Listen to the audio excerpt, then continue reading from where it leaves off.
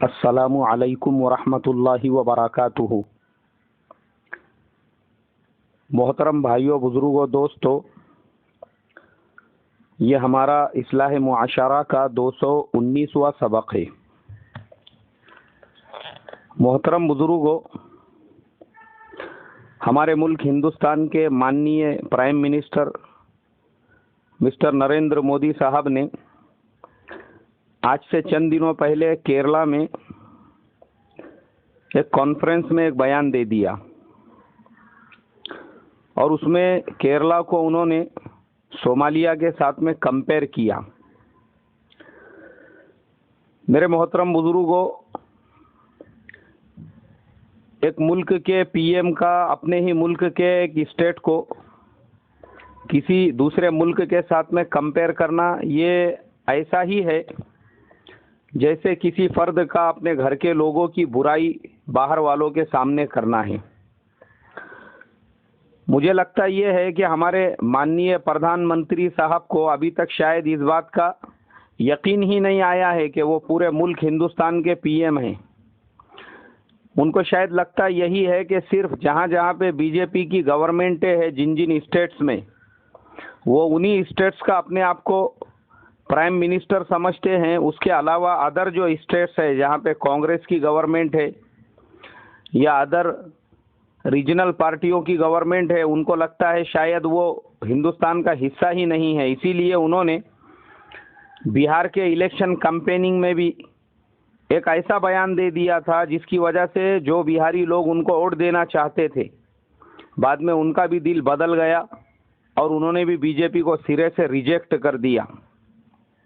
उन्होंने बिहार में जाके बिहार वालों को ही कह दिया कि तुम लोगों को अपना डीएनए टेस्ट कराना चाहिए। लोग नाराज हो गए और जो लोग देना भी चाहते थे, बाद में उन्होंने भी बीजेपी को वोट नहीं दिया। और सेम कंडीशन अभी केरला की हो चुकी है। वहाँ के सीएम भी नाराज हो गए, वहाँ की पब्लिक भी नाराज हो गई। लोग वीडियो बनाकर, ऑडियो बनाकर सोशल मीडिया पे वायरल कर रहे हैं पीएम के अगेंस्ट में और बीजेपी के अगेंस्ट में कि वो केरला जो हिंदुस्तान का सबसे ज़्यादा एजुकेटेड स्टेट है, वो केरला जो हिंदुस्तान का सबसे डेवलप्ड स्टेट है, वो केरला जहाँ का टूरिज़्म इंडिया में सबसे पहले नंबर पे है, वो केरला जहाँ के लोग सबसे ज़्यादा मैच्योर्ड और सबसे ज़्यादा समझदार माने जाते हैं, आपने उठा के उसको सोमालिया के साथ में कंपेयर कर दिया।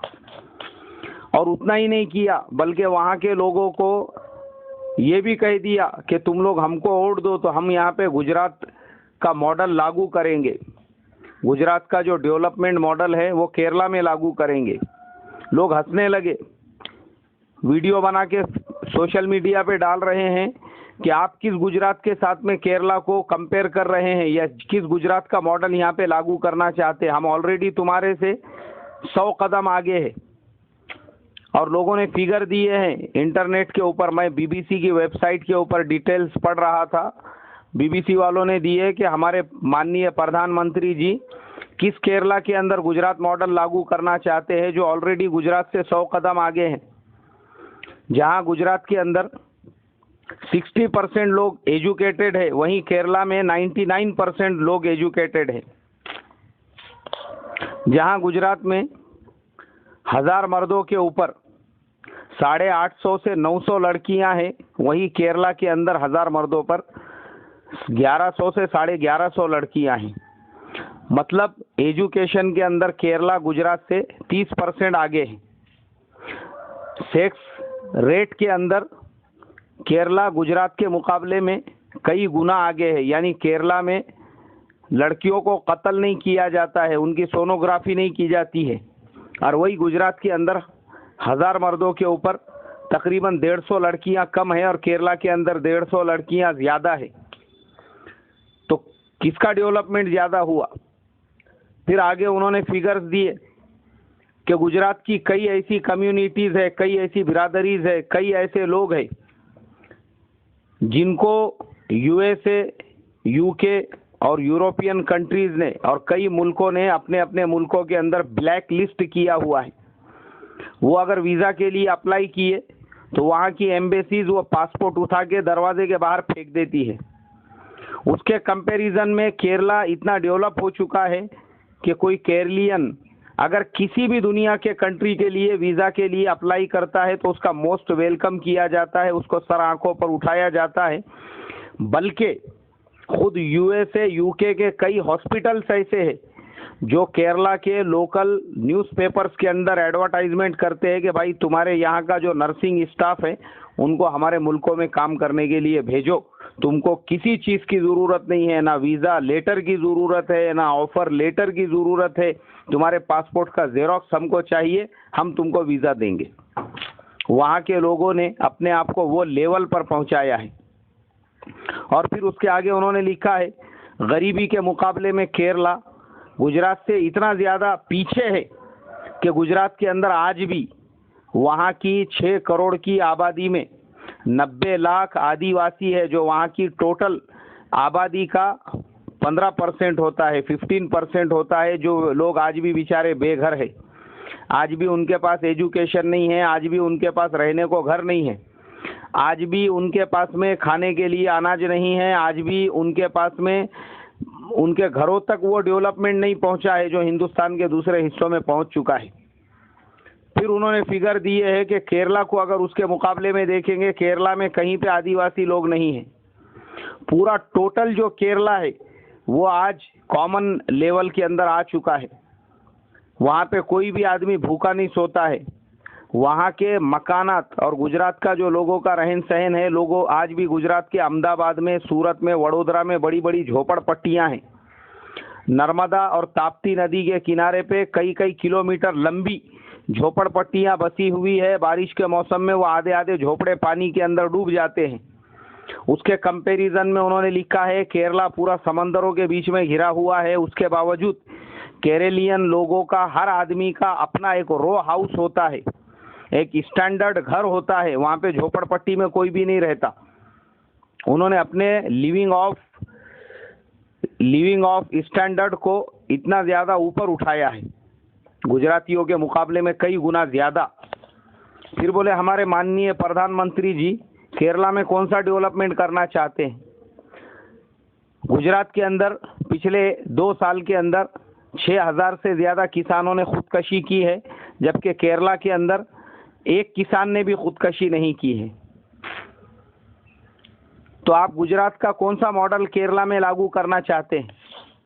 केरला में इतना अमनो अमान है, जो क्राइम का रेट है वो गुजरात के मुकाबले में इतना ज़्यादा नीचे है कि गुजरात उसकी बराबरी भी नहीं कर सकता है।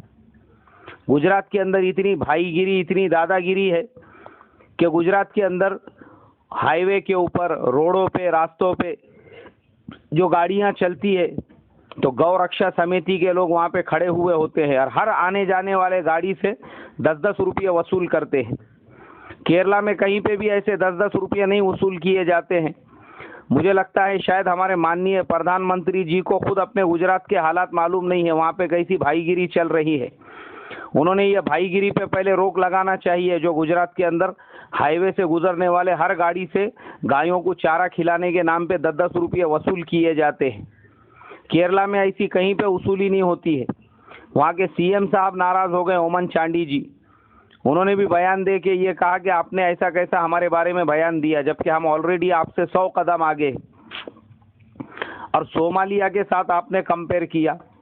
मुझे लगता है हमारे माननीय प्रधानमंत्री जी ने अब तक जितने भी सफ़र किए वो सब डेवलप्ड कंट्रीज़ के किए। शायद उनको भी बेचारों को बड़े बड़े लोगों से मिलने का, और बड़े बड़े पैसे वाले जो कंट्रीज़ है, रिच कंट्रीज़, वैसे ही कंट्रीज़ में वो गए हैं।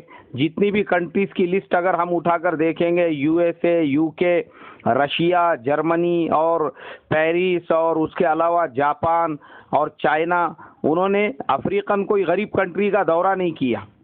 इसलिए उनको पता नहीं है कि अफ्रीका खाली अब नाम के लिए गरीब रहा हुआ है। वो सोमालिया के अंदर वो इतना ज़्यादा डेवलपमेंट हो चुका है एजुकेशनल लाइन से, हिंदुस्तान आज उससे कई गुना ज़्यादा पीछे है। हिस्ट्री टीवी 18 के ऊपर मैंने खुद वो पूरी रिपोर्टिंग देखा था कि सोमालिया का एजुकेशनल सिस्टम कैसे काम करता है। आज हमारे हिंदुस्तान के अंदर, हिंदुस्तान के तकरीबन 2.5 लाख स्कूल ऐसे हैं जहाँ पे टीचर नहीं है बराबर पढ़ाने के लिए। हिंदुस्तान के करोड़ों स्टूडेंट्स ऐसे हैं जिनके पास में लिखने के लिए कलम नहीं है, उनके पास में नोटबुक नहीं है। करोड़ों स्टूडेंट्स ऐसे हैं जिनको गवर्नमेंट की तरफ से जो फंड जारी किए जाते हैं फ्री में खाना बांटने के लिए, उसमें घटिया किस्म का खाना खिलाया जाता है। जो बड़े बड़े ठेकेदार होते हैं उनकी, और वो स्कूल का जो ये होता है प्रिंसिपल, उनकी मिली भगत से, और बच्चों का हक मार के ये लोग आपस में बांट लेते हैं। वो बात हमारे पीएम साहब को पता नहीं होगी। उसके कंपैरिजन में आप अगर सोमालिया को जाकर देखेंगे, सोमालिया वालों ने अपने यहाँ पे ऐसा एजुकेशनल सिस्टम बनाया हुआ है कि उनके यहाँ पर हर स्कूल के अंदर डिजिटल बोर्ड है। डिजिटल बोर्ड, ये जो ब्लैक बोर्ड अपने यहाँ पे जिनसे पढ़ाया जाता है, ये बाबा आदम के ज़माने के है। ये सिस्टम वहाँ पे ख़त्म हो चुका है, खड़ू से लिखने का और ब्लैक बोर्ड के ऊपर लिखने का। वहाँ पे डिजिटल बोर्ड से सैमसंग कंपनी ने करोड़ों रुपये वहाँ पे इन्वेस्टमेंट करके ऐसे डिजिटल बोर्ड बनाई हुई है जिसको सोलार पावर के ज़रिए से बिजली पावर सप्लाई होता है। उसको वायर वाले करंट की ज़रूरत नहीं है। हर स्कूल के छत के ऊपर उन लोगों ने वो सोलार पैनल लगाए हुए हैं। वहाँ से उनको पावर सप्लाई होता है और बच्चों को सोमालिया जैसे मुल्क के अंदर डिजिटल स्क्रीन के ऊपर पढ़ाया जाता है। प्राइमरी स्टूडेंट्स को, हाई स्कूल के स्टूडेंट्स को, वो वहाँ तक पहुँच चुके हैं। मुझे लगता है अभी हमारे हिंदुस्तान के अंदर गवर्नमेंट के किसी स्कूल में अभी बराबर से ब्लैक बोर्ड नहीं है, तो डिजिटल बोर्ड आने में अभी और हमको 100 साल लगेंगे। वो हमारे से इतने ज़्यादा आगे हो चुके हैं। इसीलिए वहाँ के लोग हमारे से इतने नाराज़ हो गए। एक सोमालियन ने वीडियो बनाया और उसने हमारे माननीय प्रधानमंत्री जी को भेजा। मुझे वो वीडियो देख के बड़ा अफसोस हुआ। अफसोस इसलिए हुआ, मैं सोचने लगा यार हमारे पीएम साहब ने ऐसा बयान देने से पहले कम से कम खुद की नहीं तो मुल्क की तो इज्जत का ख्याल रखना चाहिए कि लोग हमारा कैसा कचरा करते हैं। और दूसरी बात ये कि जो झगड़ा उनके और आम आदमी पार्टी के बीच में चल रहा था, जो दिल्ली के अंदर था, ये मसला उन्होंने जो सोमालिया का बयान दे दिया, वो चीज़ अफ्रीका तक पहुंच गई। वहाँ भी लोगों को मालूम हो गया कि इनकी सारी डिग्रियां बोगस है बोल के। और वो सोमालियन ने वीडियो बना के उनको चैलेंज किया और ये कहा उसने अपने वीडियो के अंदर कि mister Narendra Modi, the prime minister of India, I want to speak with you 3 मरतबा कहा उसने। और फिर उसके अंदर कहा you have no degree, you don't have degree, I have degree, कि जनाब आपके पास में कोई डिग्री नहीं है। ये बात वहाँ तक पहुँच चुकी है और मेरे पास में डिग्री है। You don't compare to Somalia with Kerala, बोले आप केरला के साथ में सोमालिया को मत कंपेयर करो, केरला कई गुना ज़्यादा तरक्की याफ्ता हो चुका है। लेकिन उन्होंने कहा कि मैं सोमालिया को आपके साथ में कंपेयर करता हूँ। तो मेरे मोहतरम बुजुर्गों, मैं हमारे माननीय प्रधानमंत्री जी से यही रिक्वेस्ट करूँगा कि आपने जो डीएनए वाला बयान बिहार में दिया था, उस वजह से आपका सुपड़ा साफ हो गया था। अब आपने केरला के अंदर भी सोमालिया वाला बयान देके ज़बरदस्ती का शहद के अंदर उंगली करके अपने आंख पे उसको डाल के लिया है। केरला में जो बचे कुचे लोग थे जो बीजेपी को वोट देना चाहते थे, मुझे लगता है आपका ये बयान सुन के अब उनके भी दिमाग फिर गए हैं और वहाँ से भी इंशाल्लाह आपका सफाया होने वाला है। अल्लाह मुझे आपको अमल करने वाला बनाए। अस्सलामु अलैकुम व रहमतुल्लाहि व बरकातुहू।